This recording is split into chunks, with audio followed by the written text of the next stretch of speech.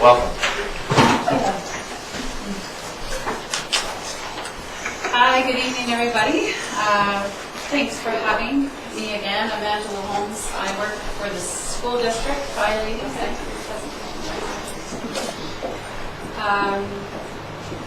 I work for the School District 71 as our sustainability coordinator. One of their main roles right now is to increase the amount of families and students that are actively traveling to school.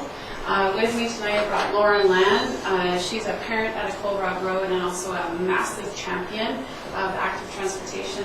And also Kyle Timms, he's the principal of the Colrog Road. We're super excited to be here, so excited that we're going low tech.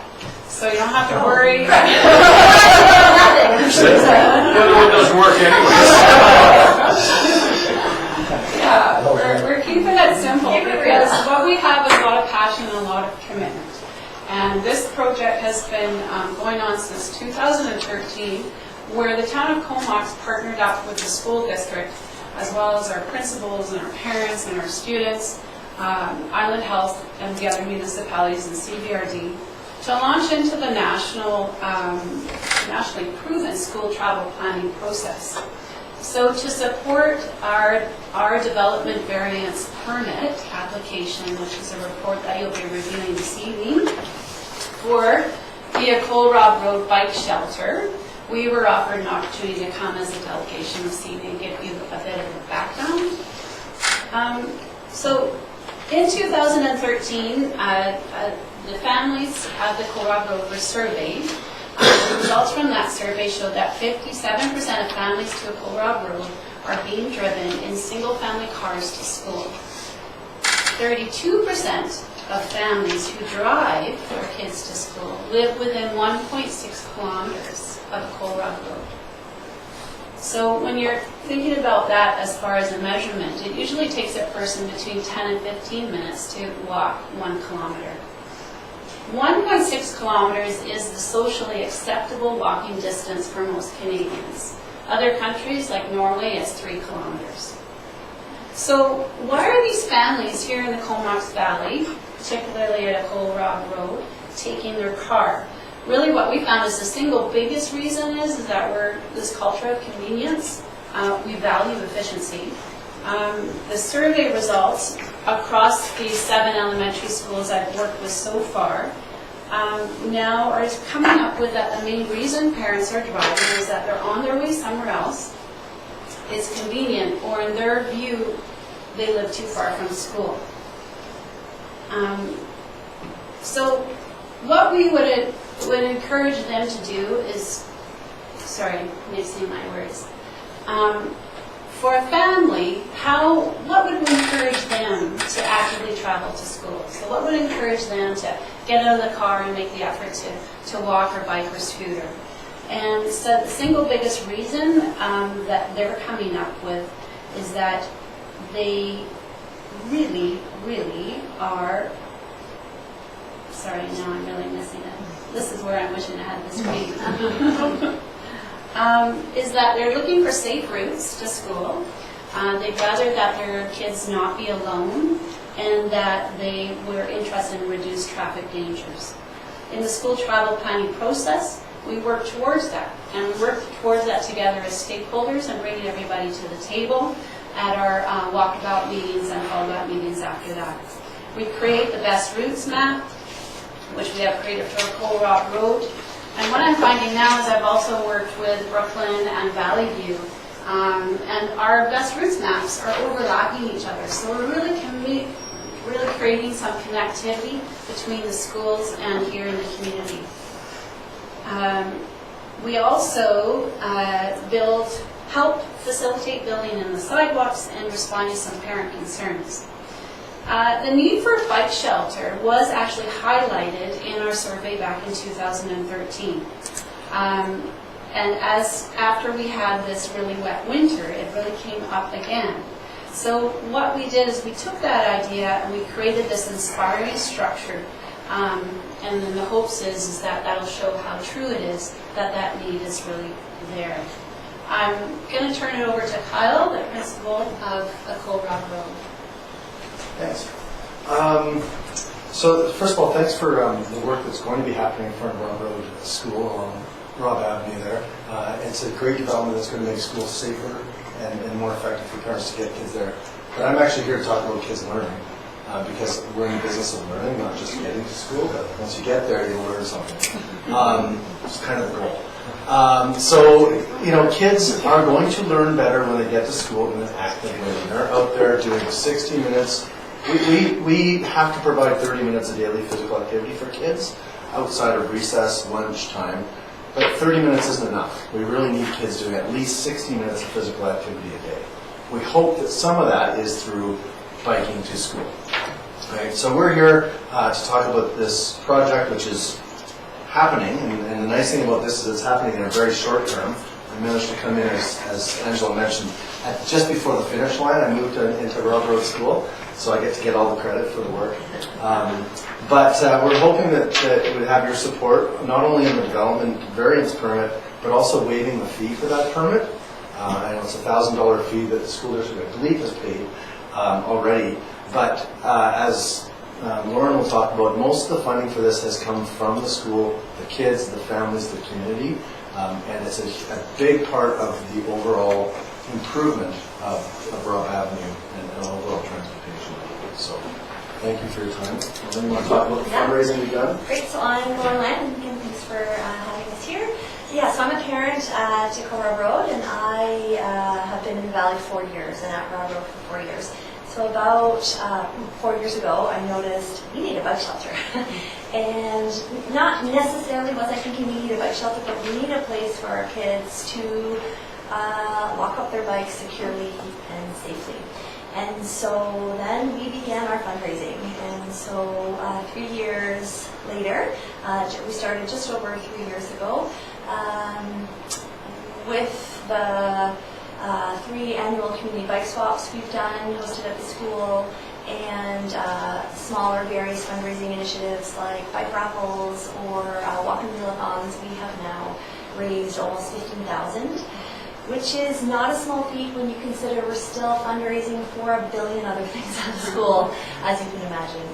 It also just shows the support and the passion to get this shelter, not only from the kids, from the parents, but also from the community as well who are supporting these fundraising initiatives. And then I just wanted to quickly sort of speak from my perspective as a parent. When I first came here, I can say that there were averaged out across the year, daily, maybe about 20 bikes in the racks.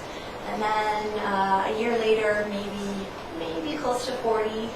Last year, we're pushing 60. This year, we're close to about 90, averaged out daily, which is great. And we have nowhere for our kids to park. And so I just struggle with, I can't in good faith encourage these kids to do what I know that they should be doing, and they want to do. They want to ride their bikes to school. They should be riding their bikes to school.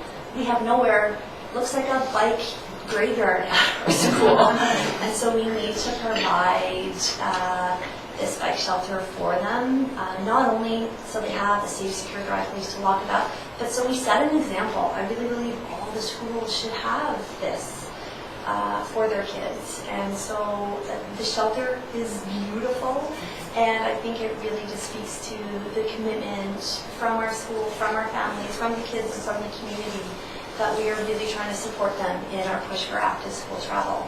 And as a parent, I see it, and the kids are so much better when they bike. Yeah. So, Angela, yeah, great. And on that note about the kids being so much better when they bike, it's so true at Puntledge Park when we do our bike to work and bike to school week. The principal there has reported that there's zero visits to the office for bad behavior during that week. So that's just an example. So just briefly thinking back to when we were kids, how did you get to school? I know I was a walker or a biker, but across Canada, back in the day, 58% of kids said that they walked to school when they were kids. But now, those people who are the parents are saying there's only 28% of those parents that can say that their kids are actually actively walking to school. So that's a 30% difference in like a 30 to 40 year time span. So we're on a mission, Oh, all of us, and councillors and municipalities to reverse that trend. I know the town of Comox is taking a lead on making active transportation a priority in your transportation plan as well as your OCP. We're really requesting your support to approve that DBP application and to waive the fee. We've made this inspiring bike shelter, put a lot of effort and research into the shelter. I'm really, really excited. I think it's going to be stellar.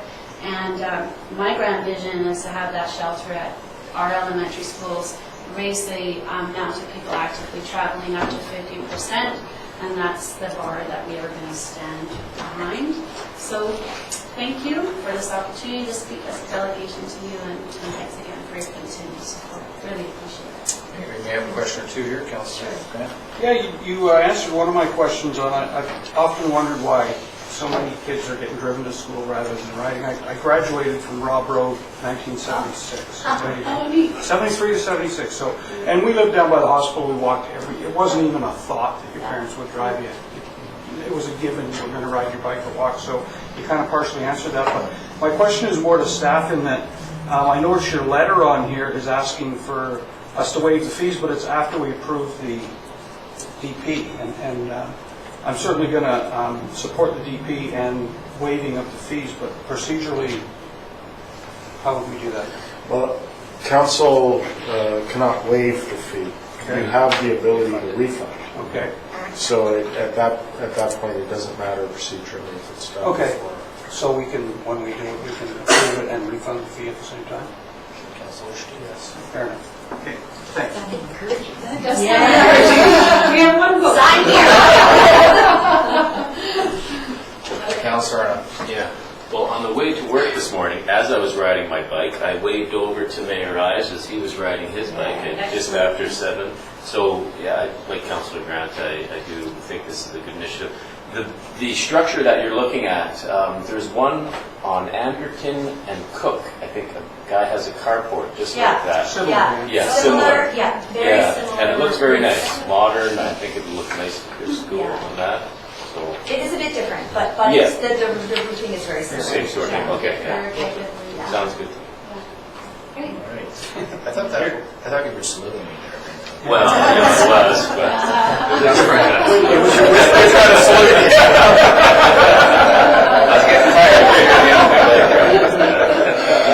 Councillor Grant. Thank you. Oh, well, you know, don't you? But congratulations and thank you for everything that you've done in this regard. And I don't really have a question. It's pretty obvious, all of the benefits that are going to come from this. But I love the design. I know, right? It's great in the public Yeah. school. Yeah, it's gonna look excellent. It is. Yeah. And it will, you know that when you build it, they will come. Oh, There yes. will be some kids who are like, oh yeah, I'm riding today, I'm going to park with that. Yeah. And the cool thing with the design is we really wanted it to be modular, so for schools that wanted to start off small, we could make it, rather than a 60 bike rack, it could be 40 bike rack or 20, so there's some flexibility in the design too. Councillor McKinney, you have a question? Yes, 2 quick points. First, I'd like to see Councillor Grant's transcripts on whether he graduated indeed from that. That's We'll see what I do for you. But the second point is that during the look at revamp of Rob Road Avenue, there's lots of consultation, I imagine, between the school folks and the school, et cetera, to do that. If we're looking for a justification to waive a fee, I'm wondering what the consultation fee would have been for a professional group for that consultation. Maybe that would give us justification to consider a waiving of the fee. Okay, well, we can get to that later. Any other questions? What's the cost of the shelters? The shelter runs at about $18,000. Total? Yes, and that was my reaction too. In the research, then you go back, right? You start thinking, okay, well, how can we do this? We initially started out about in 2013 looking at covered bike shelters. And we looked at lots of options. And they're all coming in at hugely expensive, in around that $15,000 to $20,000 price range. But the interesting thing is you're not going to be able to fit 60 bikes under that shelter range, and stuff that's already prefabbed and is already being used out there across Canada and down the States. So that's when we went to a local architect, Jim Matthews, to come up with a design that we could do in-house, have it prefabricated so that we can build it, so that we can use it as a template across the district. And so it's been a huge effort for fundraising, but with that passion and commitment behind it, we've gotten there. So, Okay, great. Thanks for that. thank you. All right, I think that's it for questions. We'll be discussing your application here shortly. Okay, Thank you. thanks.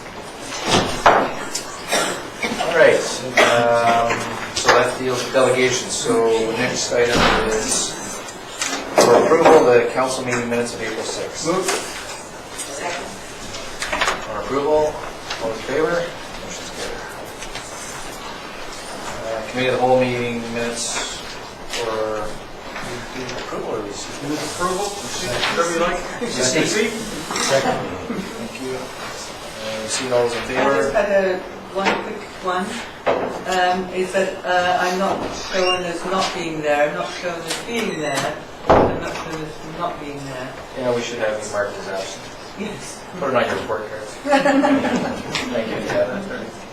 All right, all those in favor of receipt then? Motion's carried. We had some recommendations there regarding the budget. Initially, the first three readings of the Comanche financial I'll plan. move that. Second. Those in favor? Motion carried. We'll deal with that here shortly. And also the tax rates bylaw for the same. Move, same. Second. Those in favor? Motion's carried. And then we have the Marina waterfront revitalization plans and negotiations with the low bidder to reduce from the project items that can be reducing scope and meeting budget. Move the recommendation. Second that. And CEO, before you go on that, can you just give us a quick update there? Sure, we've had some preliminary conversations with the architect and his team. He has initiated contact with Kinetic Construction, and they've begun the conversation, and later this week staff will enter the picture in terms of more comprehensive discussion on what we do. And all those in favor? Motion carried. Question, go ahead. Thank you, Your Worship. In the conversation to reduce the scope, I'm wondering if there is an opportunity to bring in the water park into the conversation. That's a separate project, which is being dealt with separately, not part of this contract. This is not part of the bid that we bid out on this. The contract does include the underground works for the future of the water park, but not the surface works. Well, that's what I remember, is there was some underground plumbing that might be involved, so I don't know if that comes up. Well, we'll see what staff comes back with. We'll have to report back to this one. I think what Councilor McKinnon's coming around to here is we went down and toured the Campbell River. One of the things they said that you should do is plumb for what you want, and then you can add the features later. I'm not sure if that's what you mean by underground services. You're thinking of bringing the actual water to the site, not actually planning out the water part. Yeah, the water service would be provided. We would be factoring in the drainage from that water park as well. So all of that, the subsurface works would be done. We did discuss with council at one point the notion of being able to reuse some water. That seems to be a non-starter in terms of you have to treat the water to such a high level that it would make the costs unbearable. So we're still looking at the underground works for that project, yes. Thank you. That's all right. Yeah, so if I could just clarify that then, to make it untreatable, like, we were talking one time about having a collection, so instead of draining out into the harbor, it would, or storm system, it would go into a cistern or something, and we could use it to water the field. Are we still looking at that? Because treated water, I use treated water to water my lawn, right? Yeah, so apparently the rebroadcasting of that used water is the problem. You have to treat that water before you can even because kids could rebroadcast. And we even looked at the notion about using it in our VACOL truck that does hydro excavation. But again, you're using untreated water that the public could be exposed to, so. And just to confirm that, when we were in Campbell River, they went through all of this a few years back, and that's exactly the same. Okay. So answer initially, that they got from VDOT, right? initially it's treated, but then once it goes past Little Johnny and That's right. to the drain. That's right. So the focus in terms of the water park and the splash park, in terms is more of a conservation approach, and that's the timing and duration of how long each of the features would be on, how much water comes through the nozzles. That's where the focus would be to reduce the. Just to be clear, this water park is not part of the. Correct. Correct. So we're So we're kind of off topic. getting Yeah. off track here related to any water park questions. Is this something else? Just to clarify it, thank you for saying that, Your Worship, is that, however, we will do. Sorry, I gotta cut you off there because we got other things to deal with. If you want to talk water park, we'll deal with that at a later date. So cutting the scope if it's not involving the underground long-term plans, that area hopefully is not considered as cutting the scope. Thank you for letting me sneak that in, Your Worship. Okay, so we'll move on. We voted on that in any event already. So we'll move on to the next item regarding the janitorial service contract. Move the recommendation. Your seconder? Second that. Okay, discussion. Councilor Arnott. Yeah, I'm going to get on my soapbox a bit here. So I'm going to request that council defeat this motion and issue an RFP for the janitorial services. With new information that council received this week, I request that council not allow this contract to be extended for a fourth time at 3 years each. These extensions contravene our own policy manual that states items, services in excess of $25,000 be sent out for a call for proposals. Furthermore, it also states that these services shall call for proposal at least every 5 years. The last time this was out for RFP for proposal was in 2004. Essentially, this contract is no longer the same as it was when it was first out for tender. The scope of the contract has changed. The Public Works building is new. I'm not sure of the square footage, but it's different. It's doubled in price from what it was in 2004. So I move that the town put the janitorial cleaning contract out to tender in a timely manner. I would request that council considers putting the janitorial cleaning contract out to tender in a timely manner, that no extensions be given. We need to follow our own rules. We put this policy manual together in 2003, and we're contravening our own policies now. We're here to set examples to the community, and we're not doing it in this instance. All right, well, we'll see what happens with the motion. Councilor Kent. Yes, I too, once this was pointed out to me, read the policy. It seems to contravene policy. Am I incorrect in that assumption? I haven't looked at the policy lately, but our CAO would be familiar with it. Yes, it's not in line with the policy. And that's, I have to apologize for that. That's my oversight.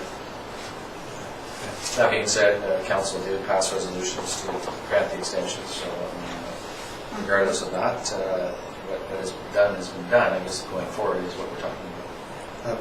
Just my comment would be is that nothing against this group that's given, I understand stellar service, but if it's policy, we're trying to be upfront with our public, and we should be following policy. Okay, thank you for that. Any further discussion? So the question before you is to grant the extension of a 3-year term. All those in favor? Any opposed? Enough there, the motion is defeated? Is it appropriate to put a motion forward at this time? Yes. That I move that the town of Comox put the janitorial cleaning contract out to tender in a timely manner, and that no extensions be given to the current contract beyond what is needed to bring the new contractor on board if required. We may get the same contractor, so it would be seamless. Right, you got all that? Clerk's going to make some notes. Do you have that in writing somewhere? Yeah. You just pass it up. Number 5. And so,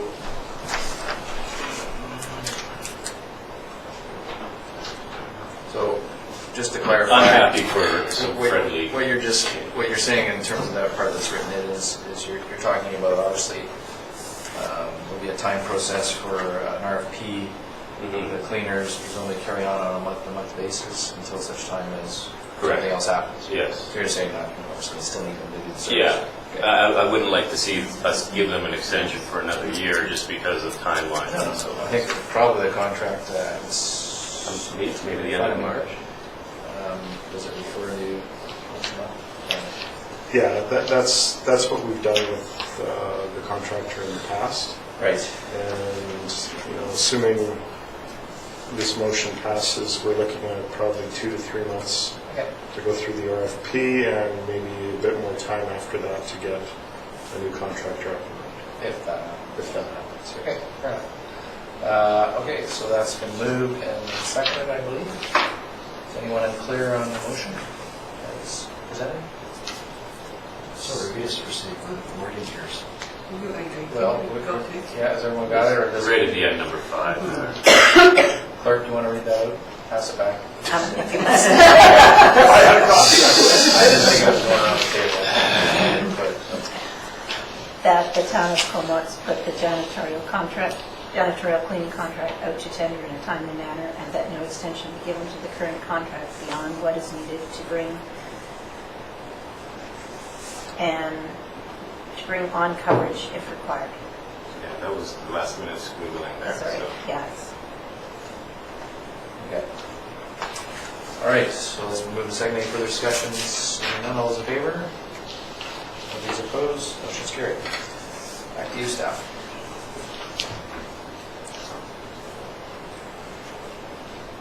Okay, coming then next to the Harbor Breakwater license renewal. I'll move that. Second. Any discussion on that? All those in favor? Motion's carried. All right, then we'll have approval of the special council meeting minutes of April 6th. That's Move another- approval. Second. All in favor? Motion's carried. And for receipt, 2 sets of minutes for the Mackling Nature Health Advisory Committee. Move both for receipt. Second.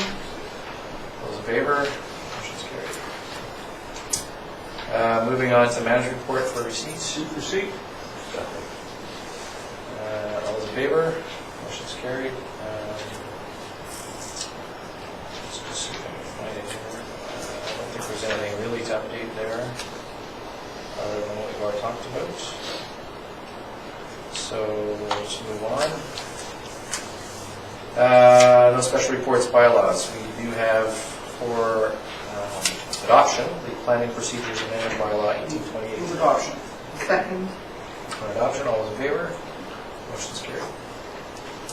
And then we have for third reading and adoption bylaw, zoning amendment bylaw 1834 for third reading.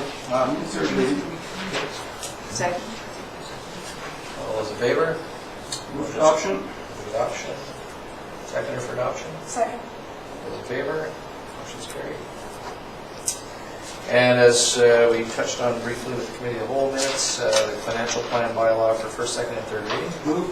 Second. Any discussion? All those in favor? Motion is carried. And the tax rates bylaw 1839. Moves first, second, and third. Second. Any discussion? All those in favor? Motion is carried. Alrighty, so we are now, I believe, at the bike shelter. All right, so staff have provided a report, page 51, recommending issuance of acknowledged variance permits. I move that we issue the permit and refund the MVP fee. Can you do this separately or together? Separately? So second. Okay. I'll move that we issue the development permit. I'll second that. Thank you. Any discussion? Those in favor? Motion's I'll carried. move that we refund the fee. Second. Any discussion? Seeing none, all those in favor? Motion's carried. And I'll move that we receive the correspondence from them asking to waive the fee. That's fine. That's on the correspondence, moved and seconded, all those in favor? Motion's carried. Yeah. And then the second piece of correspondence there I would is move receipt. we received the correspondence regarding Comox Place condominiums. Is there a seconder? For receipt. For discussion. For C, yeah. Yeah, and then we- Yes.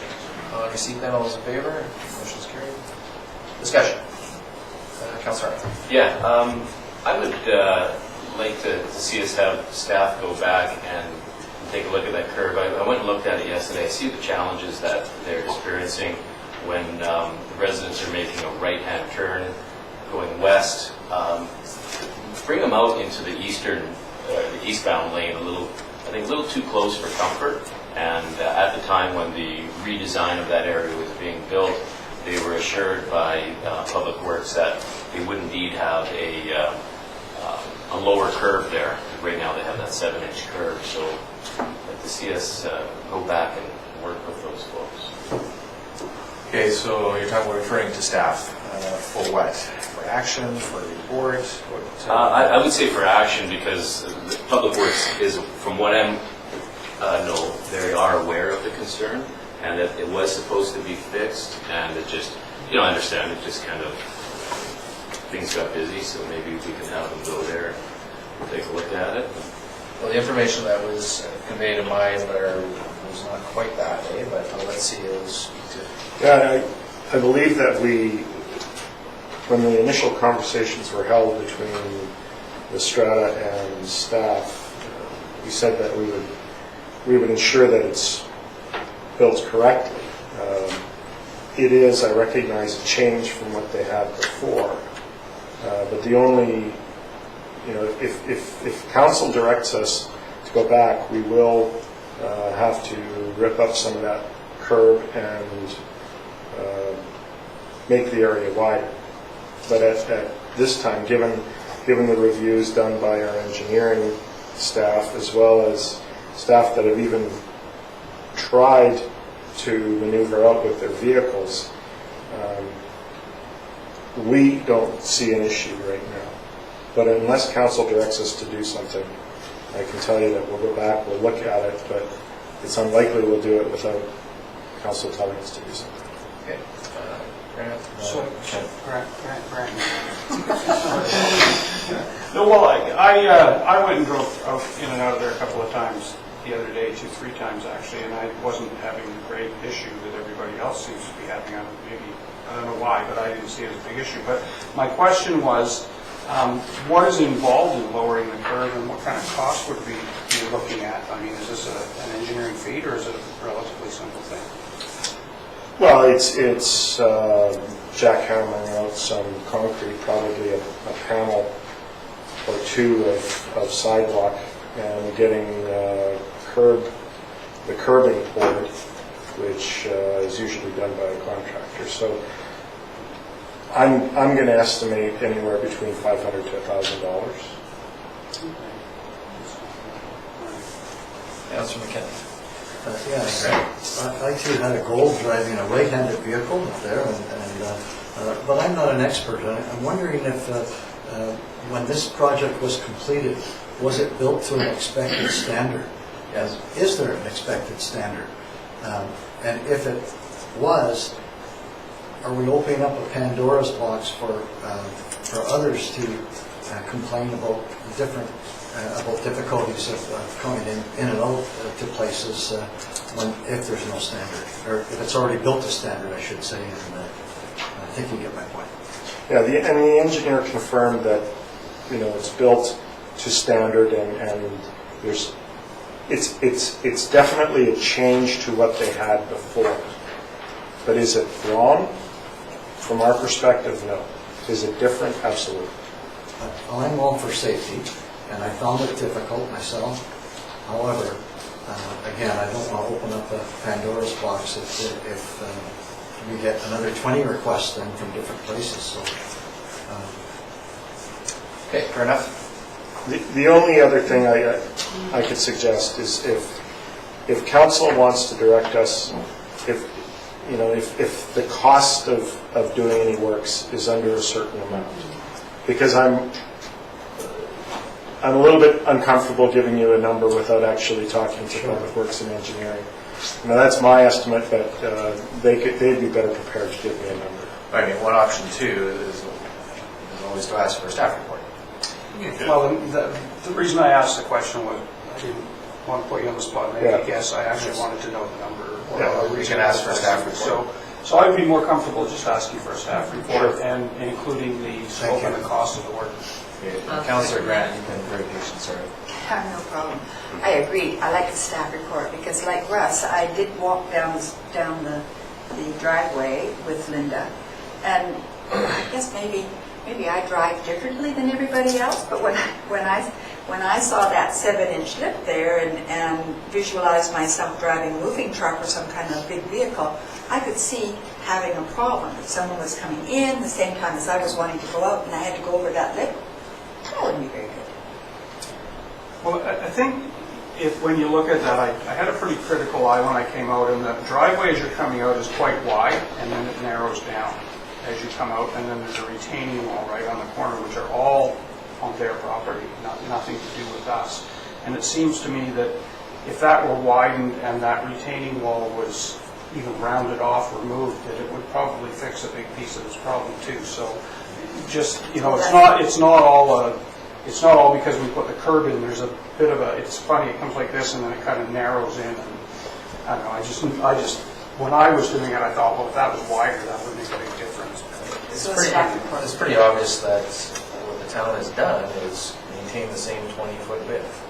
It's just that turning right, obviously if you take the turn too sharply, I don't know what was there before. And that's, if I may, that was part of the redesign when they put the crosswalk in. They pushed it out, I don't know, we'll call it 6 feet. Yes. And then it allowed that curve, whereas apparently they didn't have that issue before. They could just go to the end of that retaining wall on their property and basically turn right, have, the sidewalk there. Now they're going out further. They were amongst the many who had requested that crosswalk, so I mean, as a result of that crosswalk being put in Oh, there, yeah, it's created something different. I don't think it's wrong. No. I think the engineering standard is there, and whatever issues are perceived to be a problem is because we've done some improvements in that area. So we'll see what the staff report brings back, if that's your motion. So are we past receipt? Yes. On that? Okay, so then I would make that motion that we get a staff report, including the scope and cost. I'll second that. Any further discussion? Yes. There was mention too of the crosswalk lights, and I've heard that before too. I don't know whether that problem's rectified, but if that could be included in the report, I mean, is there still a problem there? Public Works has ordered a new light for that intersection. We believe that, we've had it repaired a few times now, we believe that it's just, there's something faulty in it. So we're just going to be replacing it, and it should be, if it hasn't been replaced yet, it will be as soon as it comes in. Great. Thank you. Well, we'll do that. Okay, on the staff report, then, all those in favor? Motion's carried. And then we have one last item of correspondence, I do believe, to do with the fly pass this Sunday. So I move receipt and that we grant the request. Second. Okay, and all those in favor? Motion's carried. I'm going to say what's different, and they've been flying up on anyway. But we'll give them formal permission. Okay, so no other delegations or no other items. Reports from members of council. We'll start with Councilor Price. Okay, so I attended the ABICC convention, very well, and a number of highlights. I certainly found that the making the village, understanding the village, was a very worthwhile one to go to, and the UBCM is going to pick that up as well. So it will be the UBCM as well as the time vendors. UBCM is copying us. And we've got through all the resolutions and interesting ones, challenging ones, and I think there's a lot of content. And the sun shone, and the weather was fabulous. And, Did you go on the train ride? I didn't, and that's why if anybody is concerned that we started a little late, it was purely because of the train, because one of our executives and the mayor of Nanaimo was on the train, and we were waiting, but apparently it was popular. Councilor Kennedy. Oh, sorry. And I'll be really brief then, if you like. The RD Sewage Commission, Water Committee, and the committee as a whole I also attended. And we did look at water treatment options with the water committee, and the site's been bought, 13 hectares, which slows down filtration with work there, but it's still to be decided. Comox Valley Watershed Protection Plan, again, 2006, and our permit requires a completed watershed plan. It was received, it was approved with the removal of any reference to water meters in Comox Valley. And yeah, there's implementation costs, of which we put some money in this year. And yeah. And we also had a little bit of in the committee as a whole, a little bit of a discussion on transit and where to go with transit, and that will be coming back to the table, issues like government, whether we should be having a bus depot that's actually regionally owned so that we aren't dependent on only one contractor who can contract. And in a better location, it was expressed that we would save $100,000 a year because of deadheading, having it where it is, from which the deadheading. So there was quite a lot of discussion on that. And we had Comox Valley Economic Development Society gave a presentation on employment industrial land strategy, and it's going to be they're going to create an online database of available employment lands, and our lands were included in that. Also the carbon neutral update, which we do ourselves, and I can tell you what we looked at. It was an interesting. We are looking at a couple of things that came out of the community carbon marketplace that was launched in 2014, but Tree Island Yogurt and Eat More Sprouts had projects. You still tend to go to those distant places because you get the cheap credits if you've got to get within a certain budget, and you've got to get a certain amount of carbon credits. But so there was the long, far-flung places. But yeah, it's an interesting one. There's more local, a Scrap It program where you can scrap old vehicles, the transit passes and electric cars. So we had a mixture of stuff. And yeah, 2015 emissions were 27% below 2009 level, and the target is 20% reduction from 2015 to 2020. And then straight after that, I went to Victoria for UBCM's Advocacy Days, and met with Minister Fassbender, and with Economic Development Committee, met with Ministers Bond and Thompson, and with the First Nations Committee with Minister Brestad and Anton. And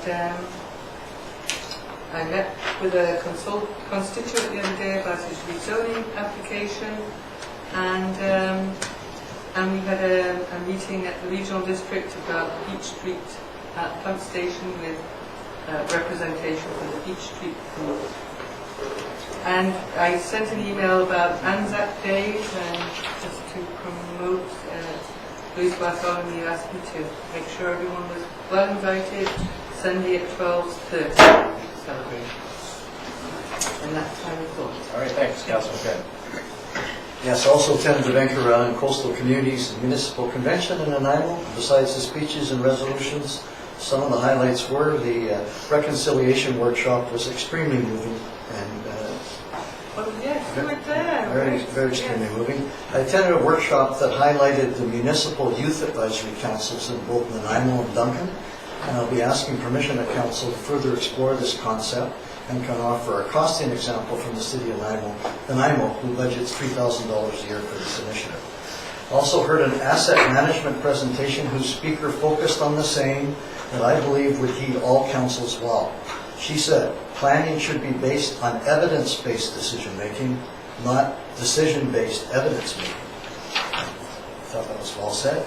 And kudos to Barbara Price for her term as president of ABIC. I know that's a busy task, Barbara, and well done. Yesterday, with some local Rotary Club members, Susan Wood and Councillor Grant, we viewed a splash park in Campbell River and talked to a Rotary Club member there who was part of the partnership and the initiation of that project, which is fantastic and inspired us all to support this initiative for the town of Comox.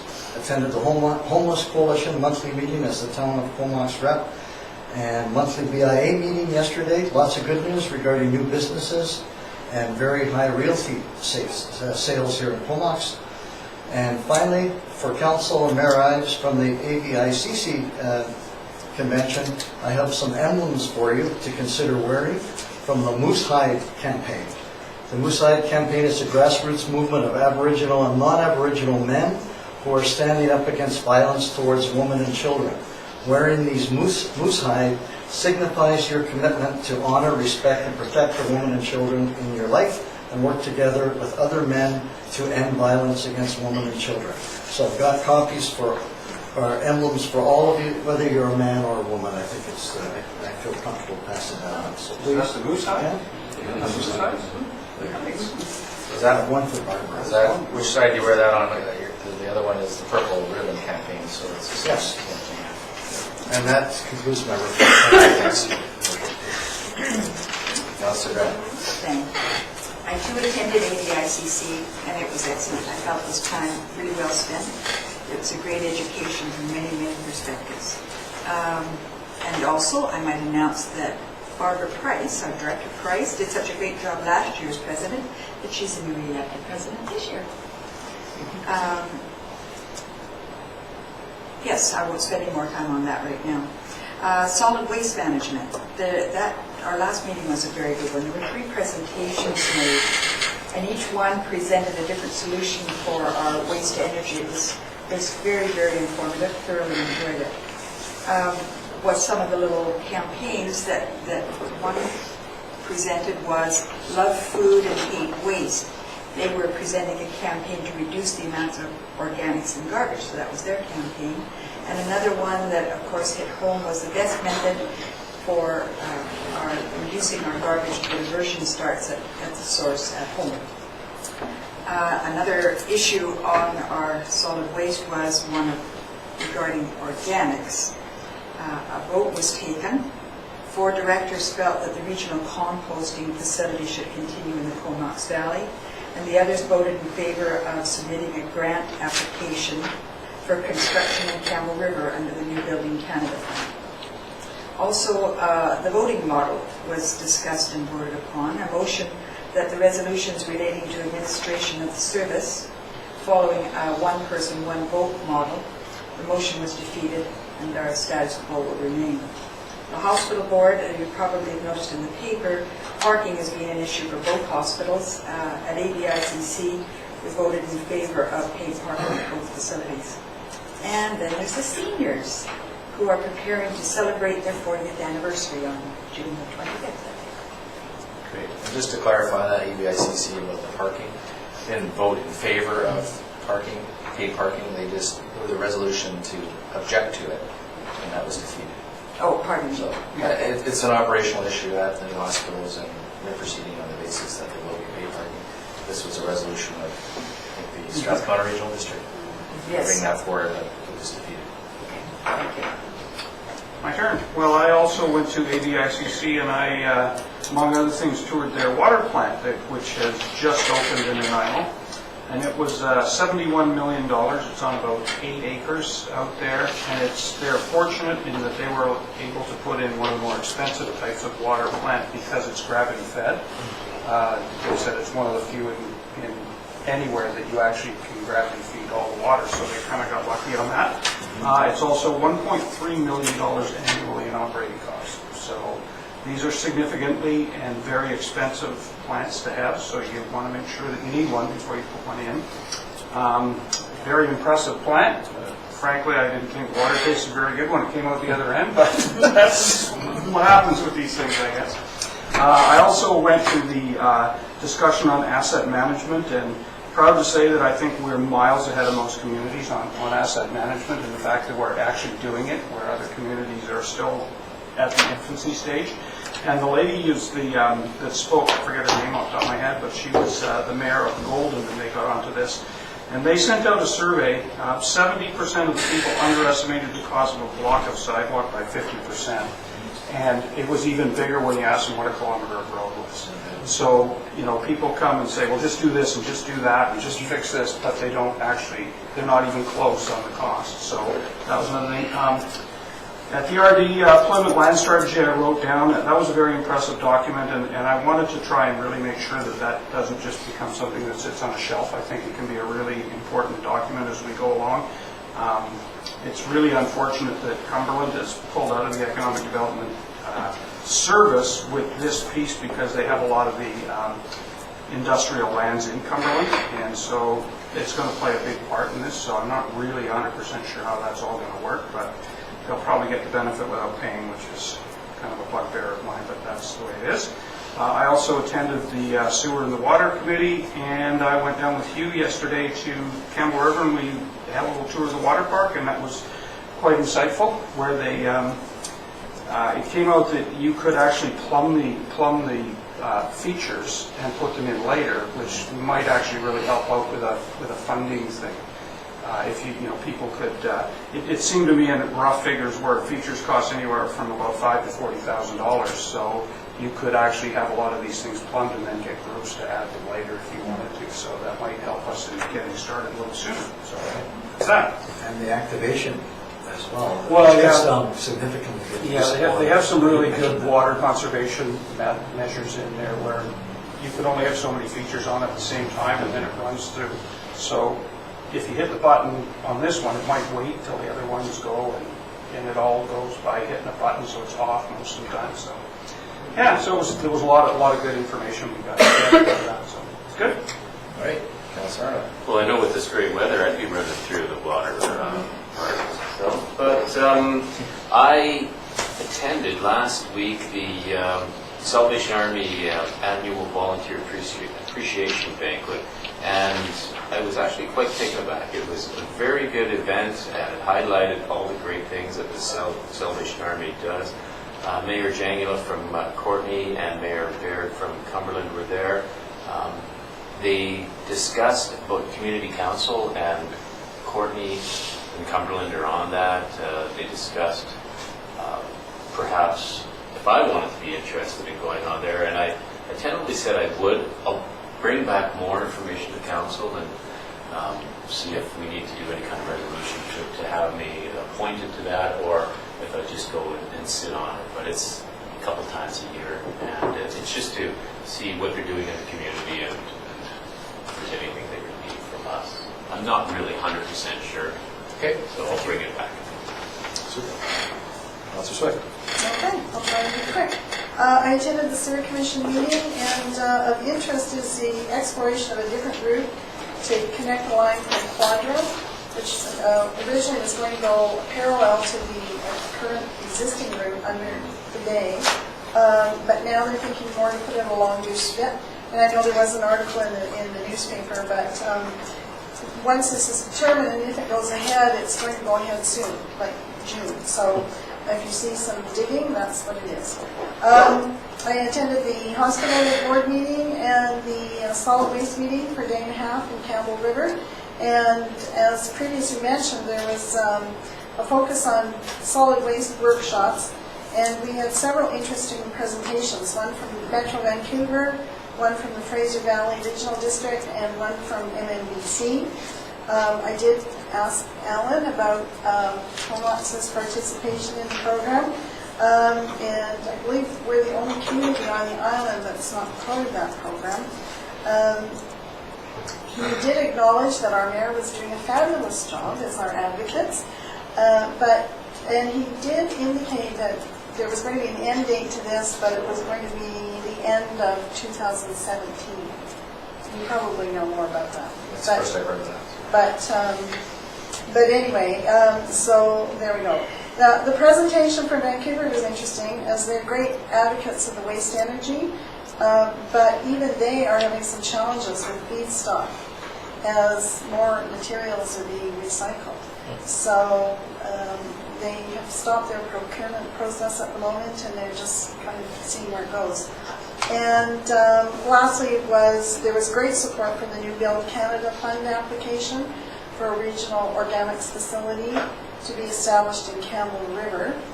And And if this application is successful, they're hoping for a letter of support and a commitment of our organics in order to make the facility feasible. Great, thank you. Okay, I'll just briefly report. Attended the Air Force 92nd anniversary mess dinner. Of interest, the guest speaker there was now Brigadier General Michel Lanier, a former Wing Commander here, and he was Wing Commander before Benninger, so it's nice to see him again. He's now Director General of Space, so he talked a bit about that, what that entails. The Island Coastal Economic Trust had a legislative review, so I served on that committee. We completed that work and submitted that to the government. Of course, that is also a submission to government to look for additional funding, as we are running down the balance to about $3 million now. That's left from the original $50 million. The Lions had their spring conference here, and I represented the town at that opening ceremony. And also I traveled to Victoria yesterday for participation as one of 4 mayors on the Premier's Public Service Awards judging panel. There was also representatives there from the media and academics, First Nations. So we spent a few hours just going over the submissions, and those awards will be made this fall. And that's the 3rd year of that, so it's always an interesting process. And when I got home, I got a call from CBC Radio about MMBC. They ran a story in the CBC about the newspaper industry not partaking in the recycling system in terms of paying their producer fees. And that is the big hurdle right now. It's $8 million a year shortfall that MMBC has to deal with. And of course they do recycle newspaper, but they're not being paid for it. So that's an interesting debate discussion, and there's a push there by Minister Polak as well as MMBC to get the newspaper industry on board. And once that happens, then our committee, along with a number of others in the Lower Mainland and Interior, would be brought fully into the system. And just so you're aware, for us that would save our residents $108,000 currently. That's the cost of recycling that would be picked up by MMBC. And works out to be about $18 per household. It doesn't sound like a lot, but it's significant in that essentially our residents are currently paying twice for the same service, twice what other communities are. So that's what that interview was all about, and we'll see what happens with that. No other reports from members of council to do, so media questions, any currently? No? And the public's all done.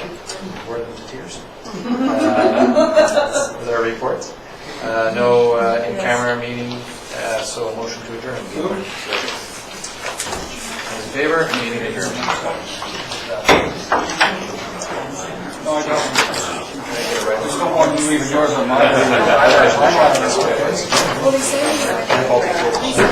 Really? Yeah.